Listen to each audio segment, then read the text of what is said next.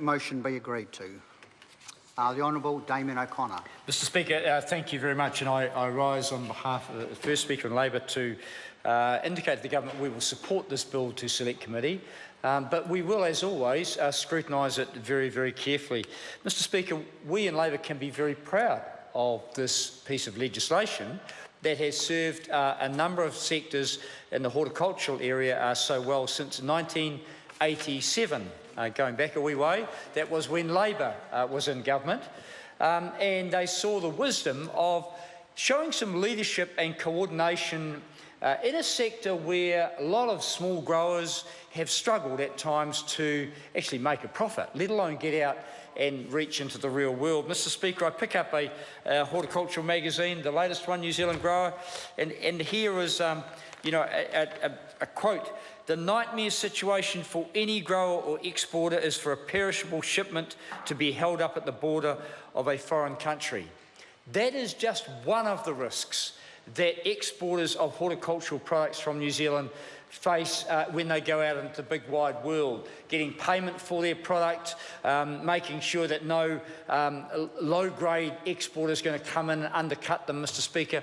These are the kind of challenges that exporters of primary production from this country face as they try to generate export dollars for this country. So what Labor did in its wisdom in 1987, it developed a piece of legislation. It said that if a group of growers were to come together and agree on a strategy as to how they would act and how they would operate and how they would coordinate their efforts into a particular market, then government would endorse that plan, bring some disciplines to that plan, and enable the product group to effectively tax their own growers. Government or Parliament doesn't offer to anyone the right of taxation lightly, Mr Speaker.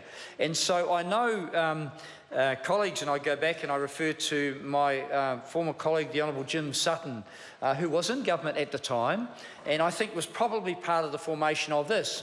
And he would always remind Parliament that the right of taxation, it's given actually to Fish and Game, actually, and probably should be looked at very closely, but anyway, the right of taxation is not offered lightly to anyone in this country, Mr Speaker, but it is through this Horticultural Export Authority Act. And it has been a while since 1987. Probably a few people in this House might have still been at primary school, actually might not have been born. I look over the other side of the House then.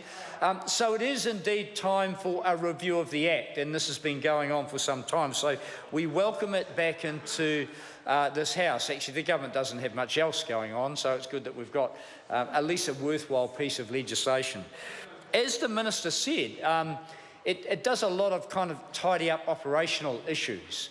But the reason that we need an Act like this, and indeed, in my view, need more acts of Parliament that allow coordination across the primary sector. In fact, one for the meat industry would be an excellent idea if the government had the courage to show some leadership in that area. But again, it fails to do that. Mr Speaker, we go back to the wisdom of a Labor government in putting this legislation in place. The fact that the current national government is reviewing it, I welcome that, if not applaud it. Mr Speaker, it's a very smart piece of legislation. We have effectively an organisation, the Horticultural Export Authority, costing $227,000 a year, which in export terms is not a lot, to protect and assist and discipline in a sector that creates $300 million of revenue for this country. That's a pretty smart investment by anyone's measure, Mr Speaker. It covers at the moment 9 product groups. These are different groups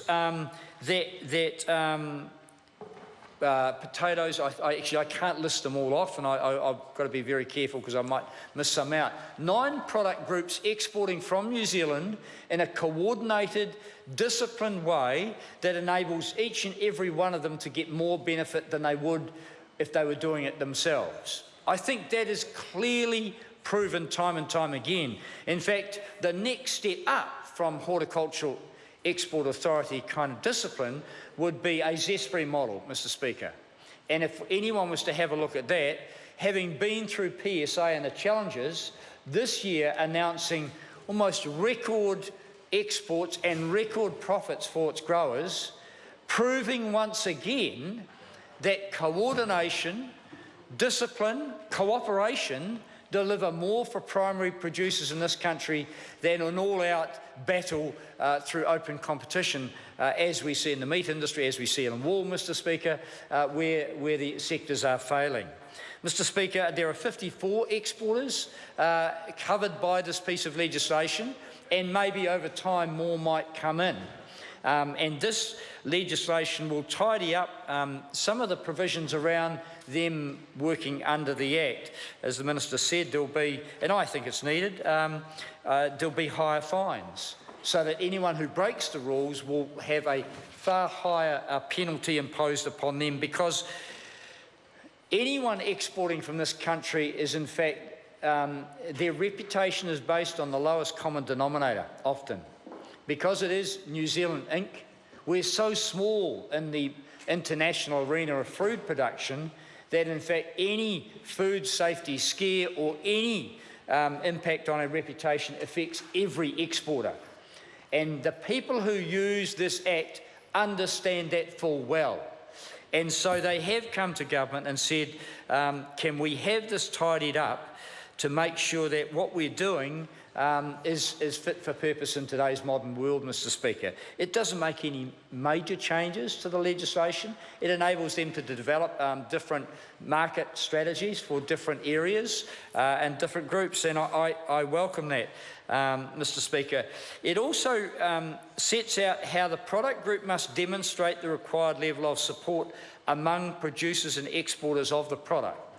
There has from time to time been, and firstly there's a basic requirement that the groups must come to the Minister with a clear mandate from the groups that says that the vast majority of our exporters agree with this, and therefore, can you assist us with a strategy endorsed through legislation, and we'll take a levy for that. There has been debate from time to time. Unfortunately, in any democracy, while that people are offered the opportunity to vote, many of them don't take up that opportunity. And indeed, the number of exporters are different. They have different scale, different size, and one or two exporters may in fact cover 40 or 50% of the export of the crop. But the votes are usually based on individuals, not necessarily on the volume of the export here. So what it does is clarifies for the Minister to the knowledge that actually there is a clear mandate from these exporters. Government, neither government, Mr. Speaker, Labor or National, would want to impose an unnecessary or draconian penalty or imposition on anyone who has an innovative idea to export a product from New Zealand. But if in doing so as an individual they were to potentially undermine a strategy of a group of growers, then I think, and Parliament probably thinks, and we'll have a look at it through the Select Committee, that on balance we support the greater number of exporters. And so it will, from time to time, mean that individual exporters with a bright idea might just have to look again and might have to perhaps work with the group when they might not otherwise have done so. That's smart discipline. It's not imposing, as I say, draconian regulation. And I hope that the bill, as we deal with it in Select Committee and bring back to the House, will have, I guess we tinker with it, improve it in a way that does promote innovation in exporting, but doesn't allow the undermining that we see in the meat industry, that we see in the wool industry, where people just go out and bid one another down in an attempt to win over a customer in a foreign country. Mr. Speaker, we want coordination. We have to understand and be reminded that across the world, most primary producers are either peasants. Sorry to interrupt the honourable member. The time This has come for me to leave the chair for the dinner break. This debate is interrupted, and I shall resume the chair at 7:30.